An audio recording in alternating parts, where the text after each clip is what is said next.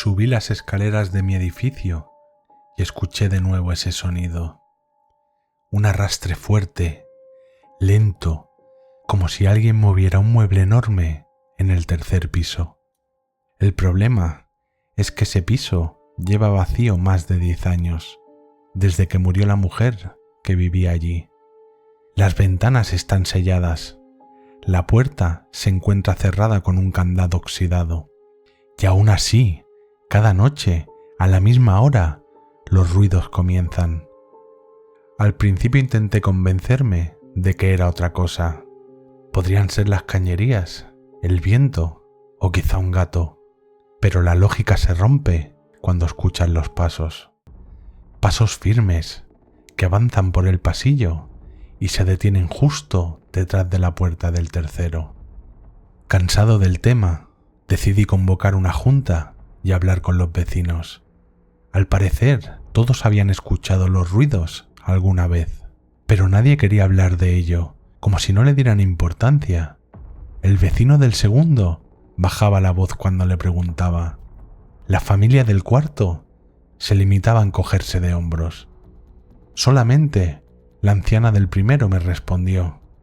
Recuerdo perfectamente cómo me miró y me dijo: «Hijo, lo que se mueve ahí dentro no es de este mundo». Me quedé helado. Nunca he sido supersticioso, pero aquella frase se me quedó clavada. Esa misma noche los ruidos volvieron. Primero un golpe fuerte, como si tiraran algo pesado al suelo. Después el arrastre, lento, largo, interminable. Apreté los puños y decidí que era el momento de hacer algo. Me llevé mi móvil, lo dejé grabando en el suelo, justo delante de la puerta del tercero, y bajé a dormir, o al menos lo intenté. Al día siguiente, por la mañana, fui a recogerlo y revisé la grabación. Al principio no se oía nada. Luego el sonido apareció, el arrastre de muebles, después los golpes en la pared y al final se oía un susurro. Mi nombre, dicho con voz grave pegada al micrófono, como si alguien se hubiera agachado y hubiera susurrado directamente al móvil. Se me cayó el teléfono de las manos. A partir de ese momento ya no podía pensar en otra cosa. Los días siguientes fueron a peor. Los ruidos aumentaron. A veces los escuchaba incluso dentro de mi piso. En el silencio de la noche, cuando iba al baño, juraría que oía un arrastre detrás de mi propia puerta. Empecé a soñar con ello. Estaba obsesionado. Soñaba que estaba dentro del tercero, moviendo muebles de un lado a otro. Y en el sueño siempre había un espejo enorme contra la pared. Un espejo en el que mi reflejo sonreía mientras arrastraba más y más muebles. Me levantaba empapado en sudor, con el corazón a 1000 por hora. Y lo peor era que al despertar seguía escuchando el eco de esos arrastres en mi cabeza. Una tarde, volviendo del trabajo, me encontré con el administrador del edificio. Le pregunté por el tercero y por lo que estaba sucediendo. Me dijo que ese piso llevaba más de una década vacío, que la familia de la mujer fallecida jamás volvió. Las llaves seguían en la oficina de la inmobiliaria. Nadie había entrado desde aquel día. Entonces, ¿cómo explica usted los ruidos?, pregunté. El hombre me miró serio. Yo no explico nada, simplemente le digo que ese piso está cerrado y mejor que siga así. Esa misma noche no aguanté más. Decidí subir.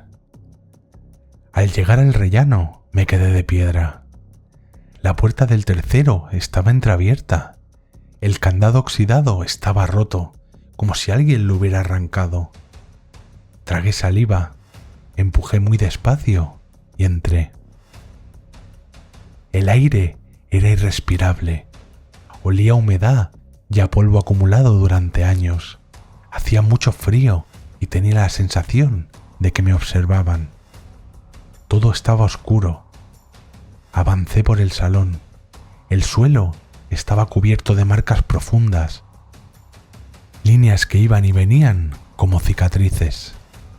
Alguien había arrastrado muebles pesados por todo el piso, pero allí no había muebles. El piso estaba completamente vacío. En una esquina me pareció ver algo en el suelo. Me acerqué. Era una fotografía, amarillenta, descolorida. Era la mujer que había vivido allí. Estaba sonriendo frente a un espejo enorme. Me quedé paralizado. Era el mismo espejo que aparecía en mis sueños. Tiré la foto al suelo y seguí caminando. El pasillo parecía más largo de lo normal, como si se hubiera estirado con los años. Cada paso retumbaba en la profundidad mientras avanzaba. Al fondo del pasillo algo se movió. Una sombra deslizándose dentro de un dormitorio. Me acerqué lentamente con el corazón en la garganta.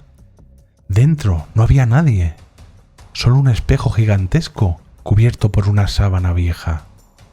La tela se movía levemente, como si alguien respirara debajo. Entonces, sin que yo lo tocara, la sábana cayó al suelo. Me quedé inmóvil. El espejo me devolvía mi reflejo, pero no era exactamente yo. Tenía mis rasgos, pero me sonreía de una forma enfermiza. Y lo peor fue lo que vi detrás de él. En ese reflejo, mi doble arrastraba muebles pesados de un lado a otro del piso. Su sonrisa se ensanchaba cada vez más. El ruido no venía del tercero, venía de mí, de esa otra versión que ya vivía dentro del espejo. Di un paso atrás, pero mi reflejo no se movió conmigo.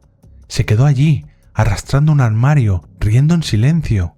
Yo jadeaba, con el corazón a punto de estallar. Y entonces lo comprendí. El vecino del tercero no existía.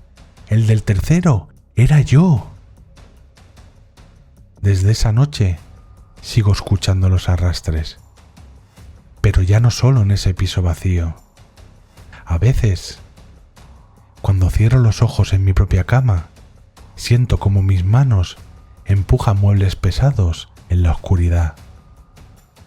Y cada vez que despierto, el reflejo en el espejo de mi habitación sonríe un poco más.